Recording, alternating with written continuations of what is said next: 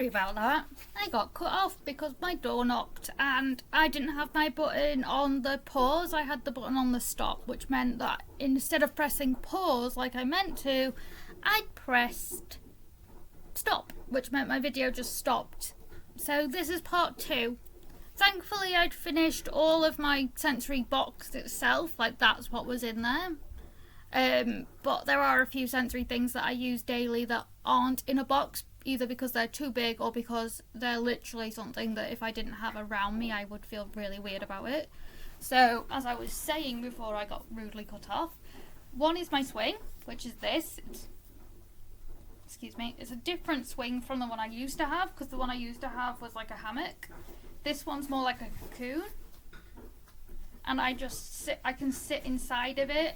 And I like the fact that I can shut myself in if I need it, which is great, because if I need time out, I've got the chance to do it, but I can still swing.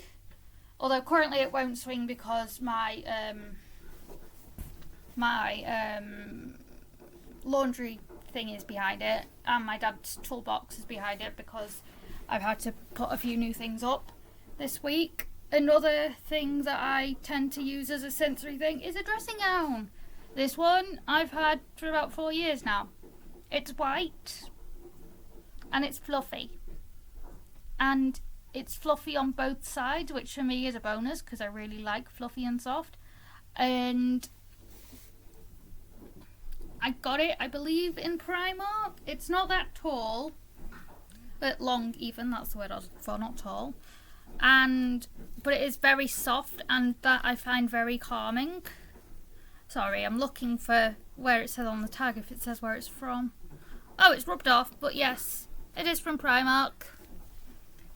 Clearly, it's been washed a lot of times, because I do wear it the majority of the time in the house. I was going to wear it for the video, and then I realised I'd probably look ridiculous.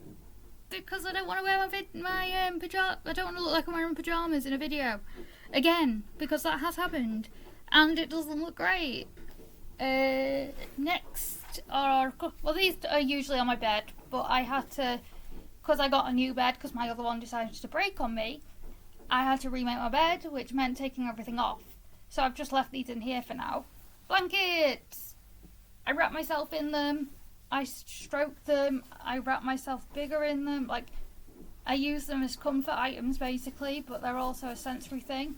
This one is very special to me. It's obviously not all of it. It is literally, it's just because it's buried in there, but it is very long. It's very big. It's very, very special to me because my friend's mummy, she made it me when I was talking about how I get freezing cold when I do my nebulizer because I have to stay still, and I don't really like having this kind of blanket around me because this gets too hot because it's fleece.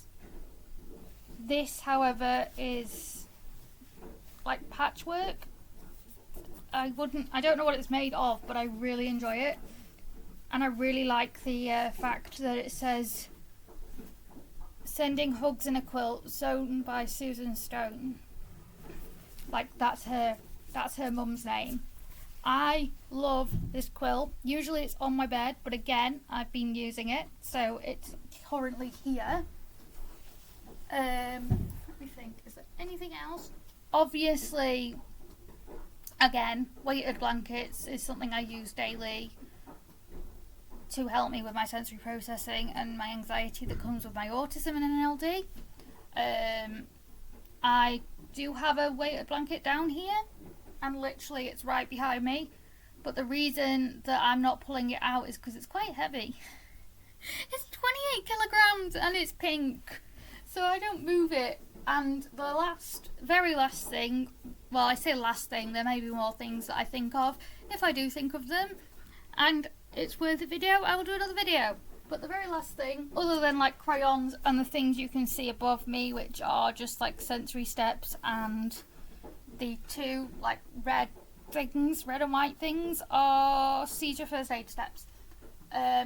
Is this? My sister got me this.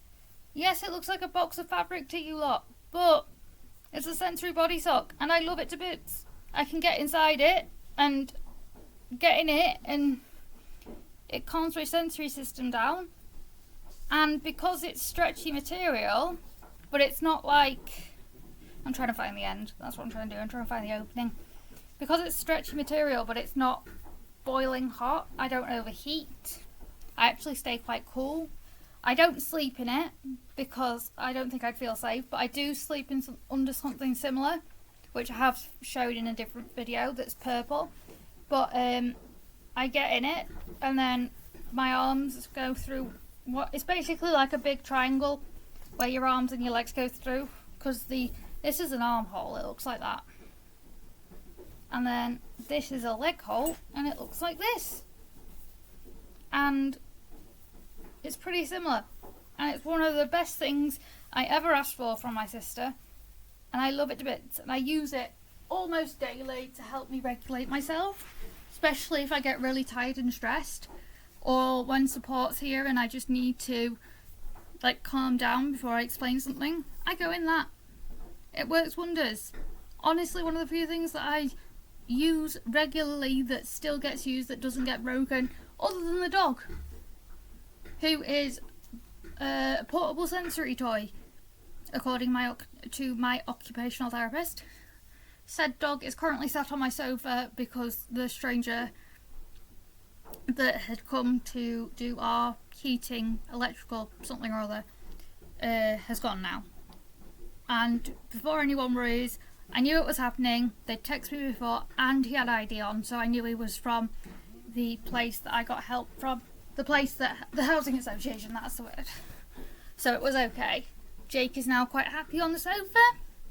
And I think that is all of my sensory items that I can think of today. If I can think of any more, I will let you know, and I will do another video. Thanks, guys. Bye.